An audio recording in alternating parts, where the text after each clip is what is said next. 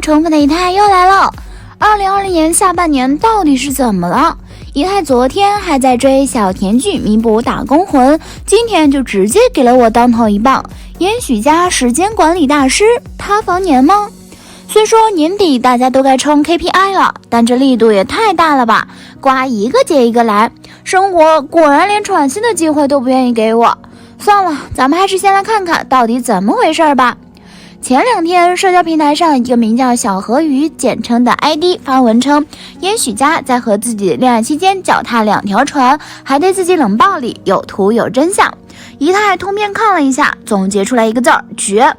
果然，明星爱豆们给找的嫂子一个个都很有文采。别看人家小作文很长，但是整篇下来条理很清晰。先是写了他和严许家的相识相恋的过程，之后质疑严许家劈腿冷暴力，以严许家是否爱他作为疑问点，全篇举例完爱的证据后，继续点题质疑严许家，做出这么多爱的行为的你，为什么就是不爱我了？最后大大方方的放出了两人正脸亲吻照，我天，这还是我认识的那个严许家吗？文中的描述有理有据，照片也真的不能再真，就连七夕一起弹吉他的细节都能对上。爆出的视频中，甚至能清晰的看到严许家坐在床上，真的是锤锤致命啊！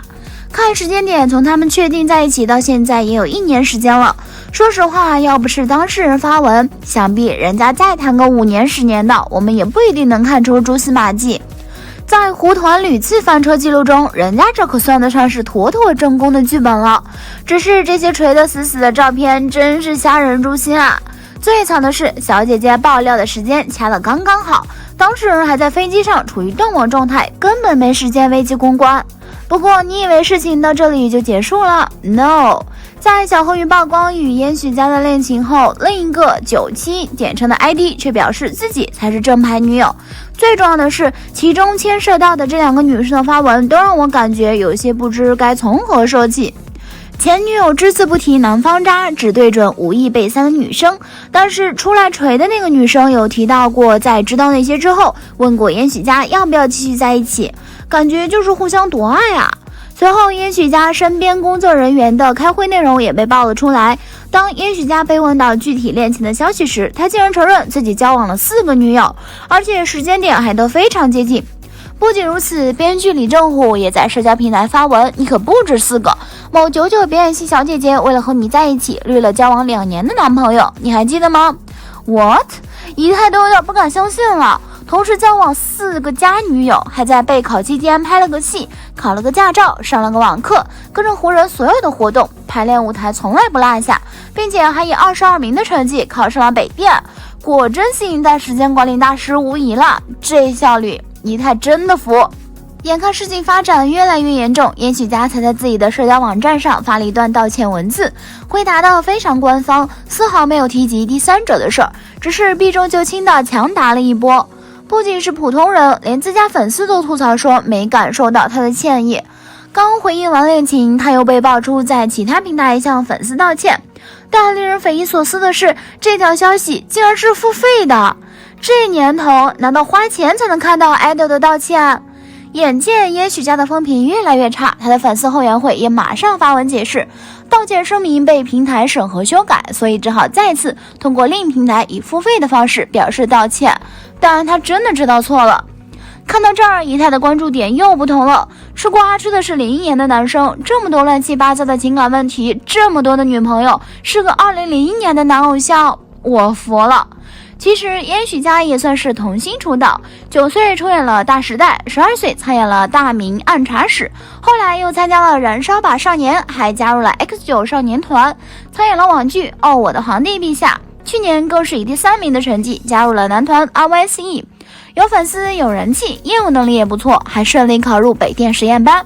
有大好的机会深造。原本星途璀璨，可偏偏在私生活上翻了车。5号被爆出劈腿，6号他还照常出席了心动表彰大会。但当天下午，芒果台就直接将官宣 RYCE 会参与12月11日直播晚会的图片，包括严许家在内的8位成员形象图全部换成了 RYCE 组合标志，不再展示具体成员名字。这一波操作下来，仪态都感觉他即将要告别这个舞台了。毕竟除了恋情曝光、劈腿实锤、人品问题，无论哪个都很难收场，更别说他还搞出了付费看道歉的幺儿子。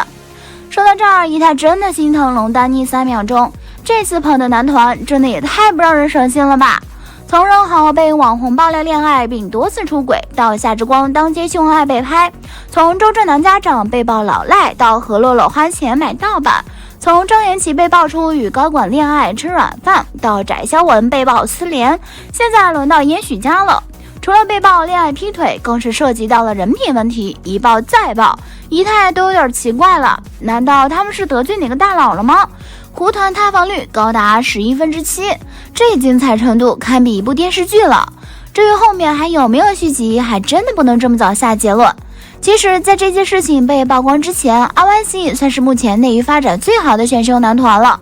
通告不断，演出不断，收割了不少姐姐粉和女友粉。本以为是潜力无限的男团，却接二连三的塌房。如今的 RYC 组合已经扛不住折腾了，短短2个月已经爆出1宗老赖、2宗渣男、2宗恋爱。作为11人的男子偶像团体，如此大的比例能扛到现在，实属不易。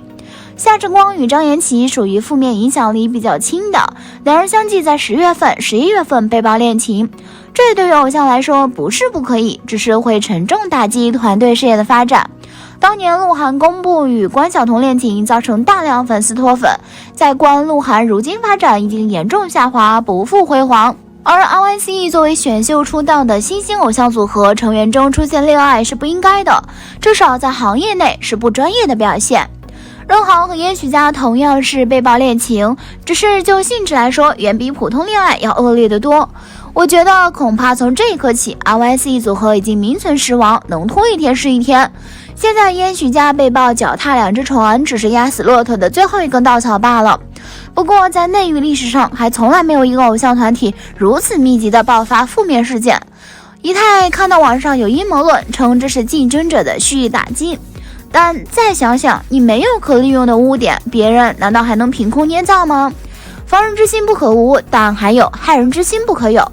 即便你选择了害人，就别怪竞争对手曝光。如今在 RYC 组合中，11位成员已经高位坠落5位，恐怕这个组合未来的影响力会大打折扣，并且会有越来越多的节目和机构不再敢去找他们演出了，担心产出不良影响。短时间内的连续塌房，恐怕伤心最多的就是小12了，粉了一个凉了一个，再粉一个又凉了一个，可以卖凉粉了。都聊到这儿了，姨太真的想问一句，既然当初敢顶风作案追求刺激，被锤了就贯彻到底，给人家一个答案，现在这样模棱两可的算啥呀？既让粉丝失望，又伤了4加个被迷倒的女孩，现在的选秀偶像真的经不起推敲啊，一查都是问题。果然还是养成系靠谱啊，抱紧4字弟弟。嗨，鹅厂还是搞女团吧，毕竟这些爱豆们谈的女朋友也能组好几个女团了。